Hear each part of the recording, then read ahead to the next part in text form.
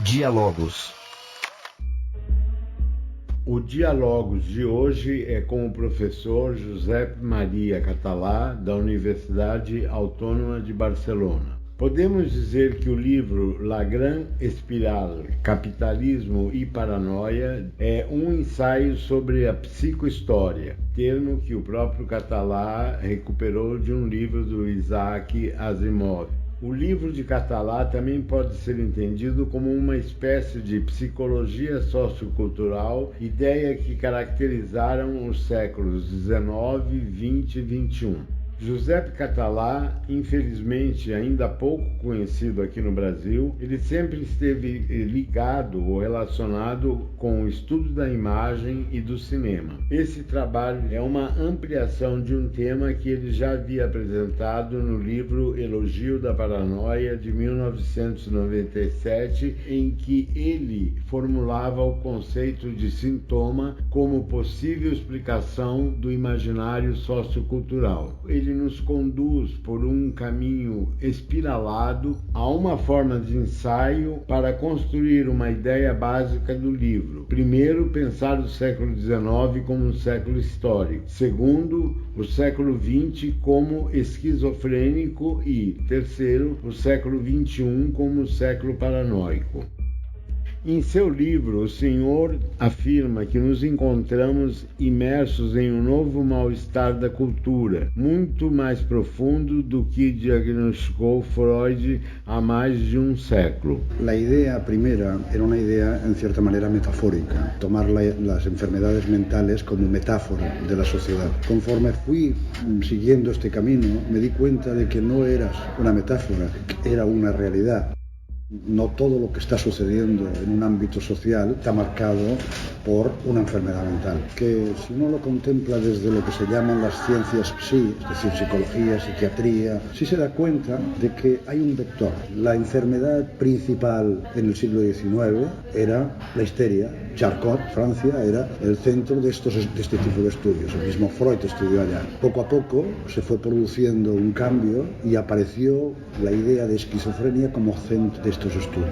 Quiere decir que antes no hubiera habido esquizofrenia, incluso como diagnóstico, pero la centralidad pasó a la esquizofrenia. Hemos estado viendo en los últimos años cómo la paranoia ha tenido una visibilidad en el campo de las ciencias, de la psicología, etc., sino en la propia sociedad. Fue darme cuenta cuando vivía en Estados Unidos de que la palabra paranoia surgía constantemente en la propia habla cotidiana de la gente, muy habitual decir eres paranoico, surgía en el cine, incluso en videojuegos. Eso me hizo pensar, o sea, volver atrás y decir, bueno, aquí algo está sucediendo, no estamos simplemente delante de un diagnóstico. De alguna manera, esta patología del yo se ha trasladado también a un vocabulario social. Lo empecé a contemplar, si se podía decir lo mismo, en el siglo XIX. Me di cuenta de algo que ya sabía, pero Deleuze y Guattari tenían un libro fundamental, Anti-Edipo, Capitalismo y Esquizofrenia. Un libro contra Freud, en el sentido de discutir la centralidad del Edipo en Freud y plantear la sociedad capitalista era una sociedad esquizofrénica. La esquizofrenia era una enfermedad social, es decir, la producción de esquizos, pero también la incisión del individuo en esta trayectoria podía ser la salida del capitalismo. Ellos estaban hablando de que todo el capitalismo era esquizofrénico y en el futuro sería esquizofrénico. La paranoia para ellos era algo anterior, pero me parecía bien claro que era todo lo contrario. Es decir, el siglo XX había sido esquizofrénico en muchos sentidos y que estábamos entrando en esta región de la paranoia. Por que o senhor diz que a sociedade atual é paranoica? Lo descubrí mientras estaba escribiendo y lo que hice fue, en cierta manera, discutirlo. Las nuevas tecnologías lo demuestran claramente. Tecnologías como Internet te crean redes sobre un centro que es móvil, el centro del sujeto que navega como una araña desde la realidad virtual, que proponen una especie de alucinación que se superpone a la propia realidad. La misma tecnología nos está dando la imagen de una sociedad en red, una sociedad con un sujeto fuerte en el centro que de alguna manera intenta controlarlo. Una visión, digamos, muy amplia de la paranoia, pero que de alguna forma respondería a lo que sería el diagnóstico de una patología. Es decir, en el momento en que la patología se convierte en una especie de norma social, el concepto de anormalidad, de algo patológico, cambia. Por que o senhor fala de um novo mal-estar da cultura muito mais intenso do que o que diagnosticou Freud há quase um século? Quizá a partir de 1989, es decir, cuando cae el muro de Berlín, una realidad dividida claramente en dos partes, claramente esquizofrénico esto. Esa división en dos partes creaba un cierto equilibrio. Al momento que esto cae, entramos en una zona de incertidumbre, y esta incertidumbre se parece de alguna manera a la incertidumbre que había entre las dos guerras mundiales cuando Freud escribió. La situación actual es que no tenemos una idea clara de cuál es el destino de la humanidad. Hay muchas cosas que están poniéndose en cuestión. El mismo cambio climático, la misma distribución de la riqueza, crisis políticas, están poniendo incluso en cuestionamiento la democracia. Está funcionando a través de formas de propaganda, de desinformación. Esto lleva a unos extremos que no habían existido antes. Pues claro, todo esto crea un malestar de la cultura. Malestar de la cultura, que igual que cuando decía Freud, no solamente es un malestar de esa cultura en general, sino del propio sujeto. Un individuo sufre en su propia identidad este malestar profundo que se proyecta alrededor de él en la cultura. O senhor diz que a paranoia não é uma forma apenas de loucura, mas também uma questão moral e epistemológica. Bueno, he dicho antes que había que distinguir entre enfermedad mental y un trazo determinado de la identidad. Es decir, Foucault hacía esta distinción. Creo que teoría de la locura, pero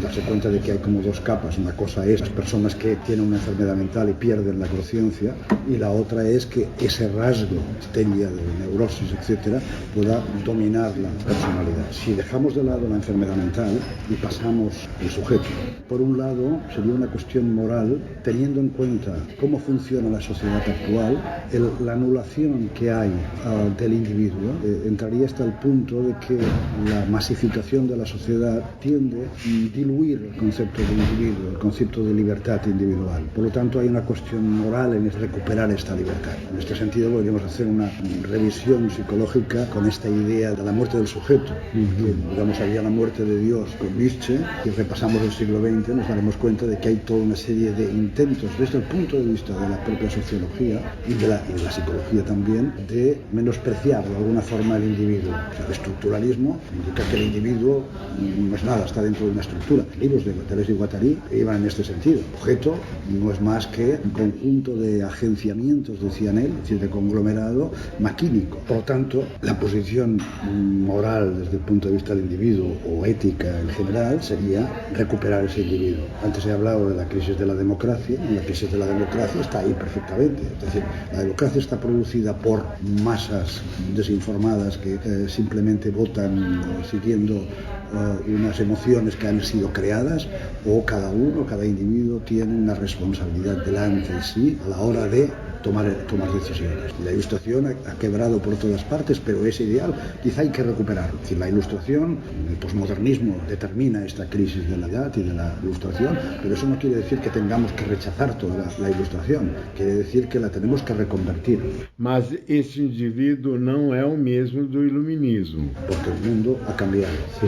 Es un nuevo individuo. La idea de esa paranoia, es decir, de ese sujeto fuerte que es capaz de dominar diferentes vectores, etcétera, que sería una patología. El ejemplo, digamos, del paranoico es esto. Lo que pasa es que, claro, no lo domina, sino que está dominado por esta cuestión. Este sería un vector que explicaría cuál podría ser este nuevo individuo. A partir de aquí es una cuestión epistemológica, es decir, para conocer el mundo actual, pero también la conversión del mundo actual desde el punto de vista de la ciencia pasa por entender esos nuevos factores de relación entre las cosas. La realidad que cambia constantemente, tanto una cuestión moral, ética y una cuestión epistemológica.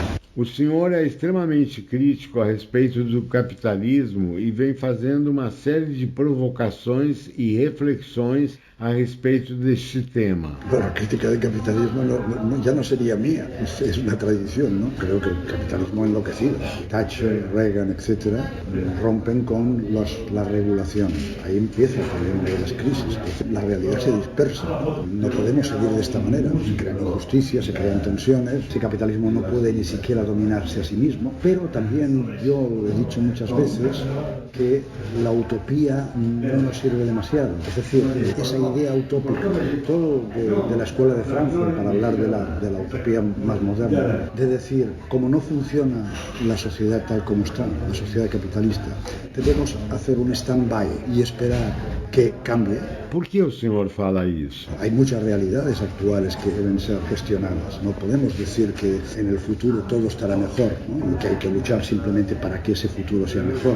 Hay que luchar y hay que sumergirse en la propia realidad actual. Por lo tanto, yo soy crítico del capitalismo, pero también digo que es la realidad que tenemos. Y por lo tanto, la crítica debe estar conjuntada con una acción dentro de lo que estamos teniendo a nuestro alrededor. De ahí mi defensa de las nuevas tecnologías.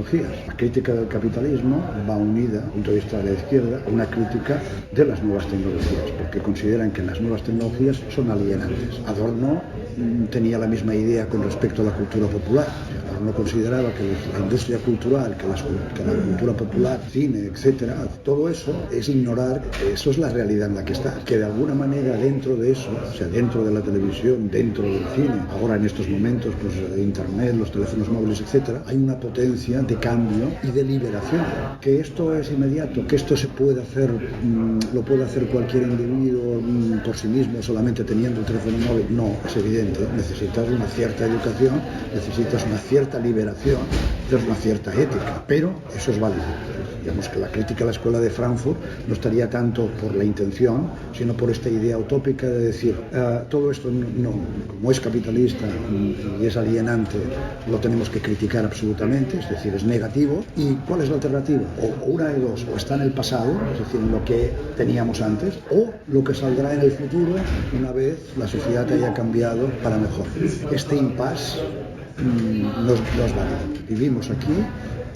Y debemos ver que lo que se produce aquí no es solamente una cuestión que se produce perversamente con unas intenciones políticas de marketing, etc. Esto existe, evidentemente, pero esto es uno de los elementos de un cambio social. Funciona con una fuerza particular. La tecnología, los ingenieros, los diseñadores de nuevas formas de dispositivos no están pensando políticamente, están pensando en cómo solucionar problemas que tienen que ver con el conocimiento, con la gestión de los datos, con la propia relación de las personas. Cuando logran una solución, entonces hay un factor político o un factor industrial que quiera aprovecharse de esto. Problemas que creo yo que tiene la izquierda, sobre todo aquí en España, es que esto lo ignora, demoniza esta cuestión y deja que sea precisamente la industria, la parte más conservadora y más capitalista la que lo gestione. La política ideal sería entrar en eso. Entonces la batalla darla no desde fuera, criticando y luchando dentro del espectro actual. O senhor tem uma forma muito crítica de pensar acerca do ensino. A universidade prepara hoje os profissionais de amanhã? Sí, yo soy muy crítico con la universidad a partir de mi propia experiencia. Yo he estado integrado profundamente en la universidad española, en mi propia universidad, pero a la vez me ha sido difícil introducir mi pensamiento, es decir, fuera de las clases, porque el planteamiento de los planes de estudio, de los intereses generales que podía tener, en este caso estoy hablando de mi facultad, que podía extender a toda la universidad, no coincidían con los míos y por lo tanto la universidad era poco permeable a mis ideas, pero no era eso lo que a mí me preocupaba, ¿no? Que yo podía seguir siendo José María Catalá y escribiendo, lo era porque veía que la tendencia era a anquilosar el pensamiento. Me daba cuenta de que la universidad cada vez más estaba rechazando el pensamiento, es decir, la capacidad de pensar. Los saberes que se transmitían eran saberes cerrados y muy prácticos, muy útiles. Útiles en el sentido de ¿para qué me sirve esto? Muchas veces los estudiantes lo expresaban, si no entran en el examen, no sé para qué me lo enseño. Y en la vida, ¿no? Y luego estaba si esto me va a servir en la vida. Claro, había una contradicción, sobre todo en los últimos años en que ha habido una crisis general en España y en el mundo. Si los puestos de trabajo eran escasos, parecía que estaba justificado que todo lo que se enseñara estuviera dirigido a encontrar un puesto de trabajo. La universidad tenía que ser más que esto. Es decir, la idea de que todo cuanto tenía que regir los saberes en la universidad tenía que estar encaminado a formar profesionales o trabajadores en un campo, por un lado podía ser justificable por una circunstancia, pero por el otro estaba adelgazando la capacidad de la universidad de ser un centro de pensamiento, que es lo que yo creo que tendría que ser, de formar ciudadanos, de formar profesionales, pero profesionales capacitados para entender cuál es la función, no solamente capacitados para desempeñar un empleo, una acción práctica, sino para entender cuál es su postura dentro de este campo. Cada vez más los planes de estudio, cada vez más las propias declaraciones de los rectores de las universidades, planes ministeriales, etcétera, iban en el otro sentido, en el sentido de buscar la salida más práctica. Y la queja general era esta: la universidad está alejada de la realidad, pero está alejada de la realidad de dos maneras. Está alejada de la realidad quizá porque desde el punto de vista práctico no establece una correa de transmisión inmediata con aquello que se necesita, pero también está alejada de la realidad porque, habiendo entrado en esta dinámica, no es capaz de detectar cuál es la realidad. O sea, es una realidad, muchas veces nosotros estamos enseñando cosas que vienen, parece, del siglo XIX, no ya del XX, ¿no? Es una idea muy mecanicista, muy positivista, cuando la realidad ha cambiado. No Brasil, houve uma discussão grande a respeito do mercado de trabalho e a universidade, como se a função da universidade fosse preparar o cidadão para o mercado de trabalho. Cada vez que había que hacer un plan de estudios, en lugar de pensar exactamente cómo hay que preparar a la gente para el futuro, iban a buscar gente de la industria para que dijera lo que necesitamos. Necesitamos este tipo de especialista en cámara, necesitamos este tipo de especialista en sonido. Perdónenme, esto es lo que necesitan hoy, pero este plan de estudios es de 4 o 5 años. ¿Qué van a necesitar dentro de 4 o 5 años? Ellos no te lo van a decir porque en realidad no les interesa. Nosotros tenemos que preparar para 5, para 10 años una visión abierta para que luego, evidentemente, puedan conseguir el aprendizaje más práctico. Pues nunca pasaba. Siempre era esta misma idea de vamos a buscar qué necesita el mercado de trabajo a día de hoy.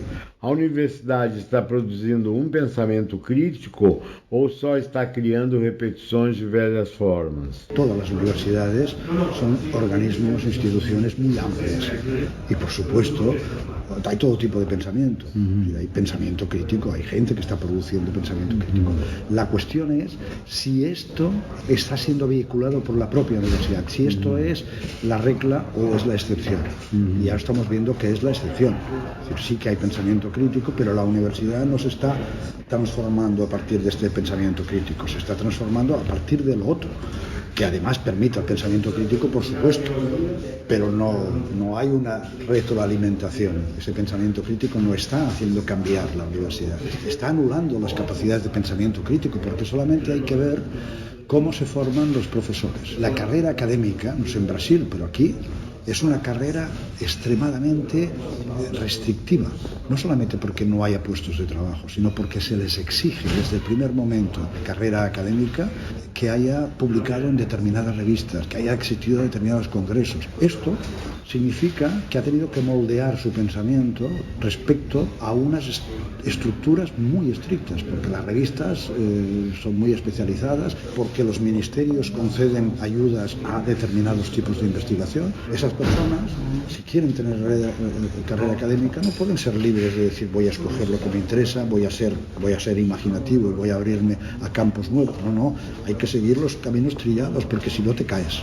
Atualmente no Brasil há uma discussão a respeito da desnecessidade ou da improdutividade de cursos na área das ciências humanas aplicadas, da filosofia, da literatura, como se apenas as ciências duras fossem a resposta para os problemas do país. Es curioso que sean los sectores más conservadores, incluso de extrema derecha mundial, los que se planteen estas cuestiones. Es decir, que digan claramente la filosofía no existe, la sociedad no existe, no sirve, el pensamiento no sirve, la literatura no sirve, las humanidades no sirven. Eso implica el sesgo más ideológico, es decir, se hace porque ideológicamente saben que esto ilustraría a los ciudadanos y seguramente serían menos controlables.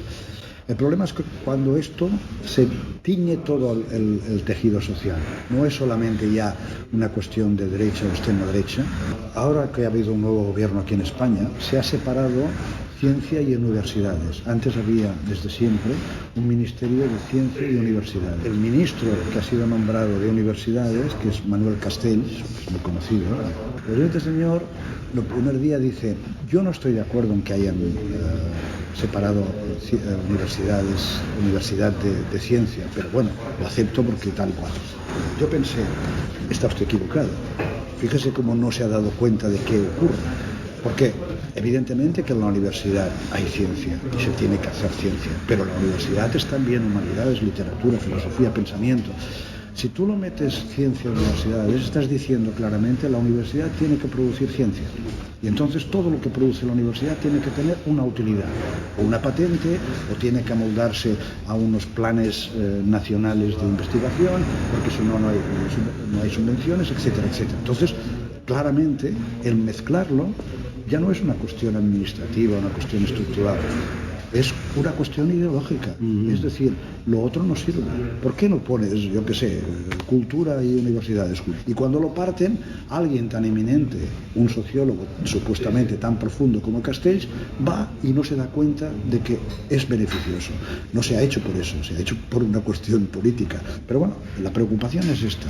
¿Cómo nadie se da cuenta de que de que son los gobiernos conservadores, que son los más reaccionarios, los que están de acuerdo con estas cuestiones? Hay una lucha ideológica, aquí claramente no con el cambio climático en general, sobre la concepción de la sociedad, y lo terrible es que los sectores más progresistas no se den cuenta de que adelgazando la capacidad de pensamiento por estas cuestiones de práctica, etcétera, piensan que es mucho más progresista formar a personas que puedan encontrar un puesto de trabajo inmediatamente el día de mañana, no se dan cuenta de que están contribuyendo a este malestar de la cultura, a esta catástrofe general.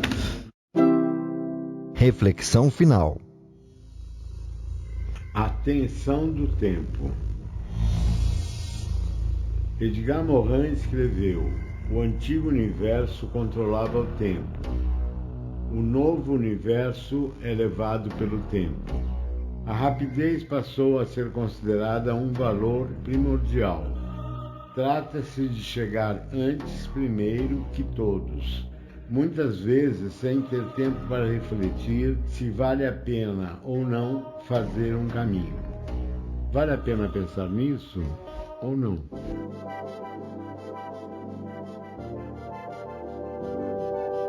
Disrupção. Mercado de trabalho, comunicação e tecnologia. Uma produção Gera.com.